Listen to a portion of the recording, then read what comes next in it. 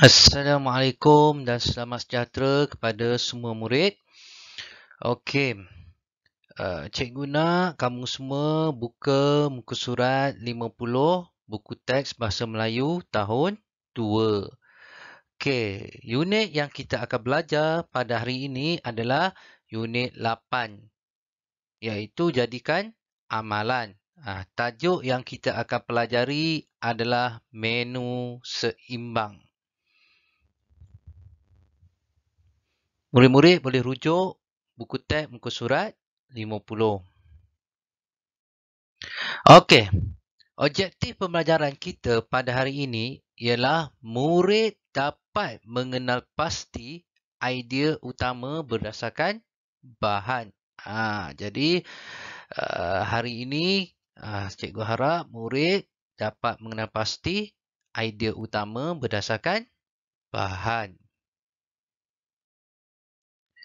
Kemahiran membaca. Menu seimbang. Okey. Cikgu nak murid-murid baca bersama dengan cikgu. Okey. Menu seimbang. Hana dan rakan-rakannya melawat pameran bersempena dengan Minggu Kesihatan di sekolah. Mereka tertarik akan poster yang dipamerkan. Okey. Kalau kamu dapat lihat, Hana dan rakan-rakannya pergi melawat pameran bersempena dengan Minggu Kesihatan di sekolah mereka. Mereka tertarik akan poster yang dipamerkan.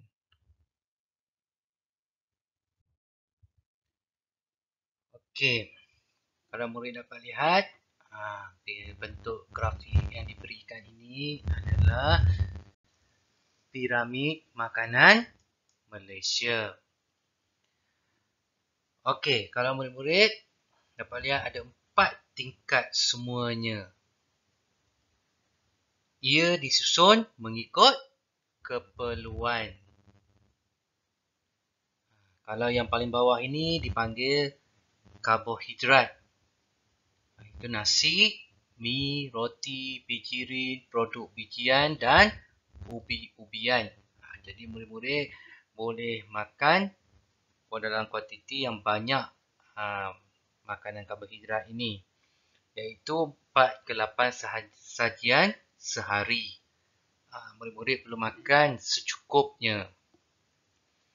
Okey, kita lihat kepada tingkat kedua, iaitu produk sayur-sayuran dan juga buah-buahan. Okey, sayur-sayuran perlu makan 3 sajian sehari. Perlu makan banyak dalam kuantiti yang banyak. Okey, buah-buahan juga perlu makan 2 sajian sehari. Murid-murid perlu makan dalam kuantiti yang banyak juga. Okey, kalau kita lihat pada tingkat yang ketiga, iaitu produk tenusu. Dia dalam kategori protein. Okey, kalau kita dapat lihat, susu dan produk tenusu perlu makan dalam 1-3 sajian sehari. Murid-murid perlu makan secara sederhana sahaja. Dan juga ikan, ayam, daging dan kekacang. Perlu makan dalam 2 sajian ayam, daging, telur sehari. Okey. 1 sajian ikan sehari dan setengah. 1 sajian kekacang sehari dan murid-murid makan secara sederhana. Okey, yang paling atas sekali adalah makanan yang mempunyai banyak lemak, minyak, gula dan garam. Jadi, murid perlu makan dalam kuantiti yang sedikit sahaja. Okey, kita lihat pada teks di sebelah grafik piramid makanan ini. Okey, menu sihat harian mestilah seimbang dan mempunyai 4 kumpulan makanan seperti yang kelihatan dalam piramid makanan Malaysia, iaitu hasil bijirin seperti nasi, mi atau roti. Yang kedua, buah-buahan dan sayuran. Yang ketiga, ikan, ayam, daging, telur serta susu dan produk tenusu. Dan yang keempat, lemak, minyak, gula dan garam. Ini adalah menu sihat harian dan mempunyai keempat kumpulan makanan. Okey, kita lihat kepada idea utama. Idea utama ini adalah apa yang ditekankan dalam satu ayat. Kita perlu masukkan semua ni dalam satu idea utama. Bagaimana kita nak keluarkan idea utama menjadi satu ayat? Kalau kita dapat lihat di bawah ini, menu sihat harian perlu ada hidangan utama yang terdiri daripada hasil bijirin dan 3 hidangan yang lain. Jadi kalau murid-murid dapat lihat bagaimana nak buat idea utama, menu sihat harian perlu ada hidangan utama yang terdiri daripada hasil bijirin dan 3 hidangan yang lain. Ini merangkumi semua ayat di atas ni lah. Okey, murid boleh lihat grafik yang kedua ini adalah pinggan sihat Malaysia. Okey, macam ikan ni murid-murid hanya perlu makan suku sahaja. Ini produk nasi ni hanya suku sahaja. Dan buah-buahan dan sayur-sayuran ni perlu makan separuh. Dan perlu minum segelas air kosong. Okey. Pinggan sihat Malaysia membantu kita mendapat makanan seimbang. Yang pertama, isi suku pinggan dengan hasil bijirin serta nasi, mi atau roti. Yang inilah. Isi suku pinggan lagi dengan ikan, ayam, daging atau telur. Yang ini. Okey, bagi melengkapkan yang keempat, bagi melengkapkan hidangan, minum air kosong atau minuman tanpa gula, susu atau produk susu. Ini nak melengkapkan hidangan lah. Jadi perlu minum segelas air kosong. Jadi idea utama yang kita nak keluarkan ni. Okey, kalau kita dapat lihat daripada teks atas ni, daripada grafik ni, kita nak keluarkan menjadi satu idea utama, satu ayat. Jadi ayat yang diberikan, idea utama yang telah dikeluarkan adalah pinggan sihat Malaysia membantu mendapat makanan seimbang dengan pembahagian suku hasil bijirin, suku pinggan protein serta separuh sayur dan buah.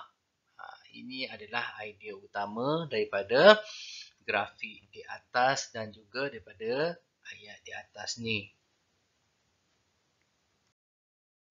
Okey. Murid-murid diminta membuka buku aktiviti muka surat 58 dan 59. Murid-murid akan diminta untuk menjawab muka surat 58 dan juga muka surat 59 ini. Okey. Baca, fahami dan tulis.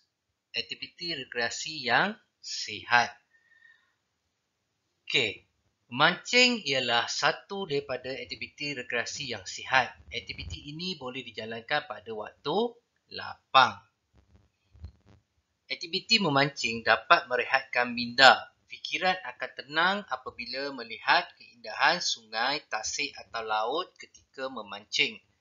Banyak pergerakan badan berlaku semasa aktiviti memancing dijalankan.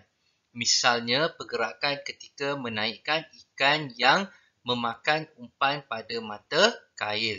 Pergerakan tersebut dapat menguatkan otot-otot badan. Aktiviti memancing wajar sebagai satu hobi. Aktiviti ini dapat menenangkan fikiran dan menjadikan badan kita sihat.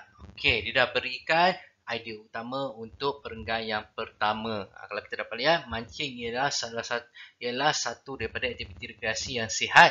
Aktiviti boleh dijalankan pada waktu lapang. Jadi idea utama dia, memancing ialah aktiviti rekreasi yang sihat.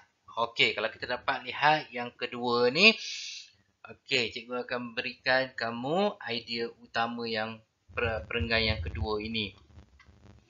Aktiviti mancing dapat merehatkan minda. Fikiran akan tenang apabila melihat keindahan sungai, tasik atau laut ketika memancing. Jadi, idea utamanya adalah memancing dapat merehatkan minda. Itu adalah idea utama perenggan yang kedua ni. Jadi, cikgu nak murid-murid keluarkanlah idea utama untuk perenggan ketiga dan juga idea utama untuk perenggan yang keempat. Ini adalah muka surat 58. Okey, kita tengok muka surat 59. Okey, sama juga. Baca, fahami dan lengkapkan jadual. Makan bersama dengan keluarga. Keluarga Aiman kerap makan malam bersama-sama. Pada waktu malam, ibu bapanya bebas daripada urusan pejabat. Amalan makan bersama-sama dapat mengeratkan hubungan ahli keluarga Aiman.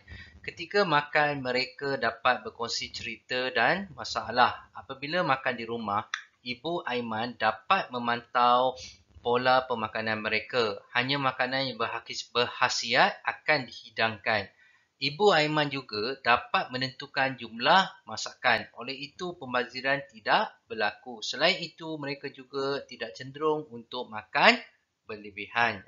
Jadi, daripada teks di atas ini, murid-murid perlulah keluarkan idea utama daripada perenggan 1, perenggan 2, perenggan 3 dan perenggan 4. Okey, cikgu bagi satu contoh perenggan pertama ni. Keluarga Aiman kerap makan malam bersama-sama. Pada waktu malam, ibu bapanya bebas daripada urusan pejabat.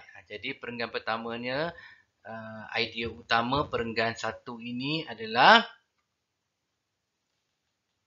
kerap makan malam bersama.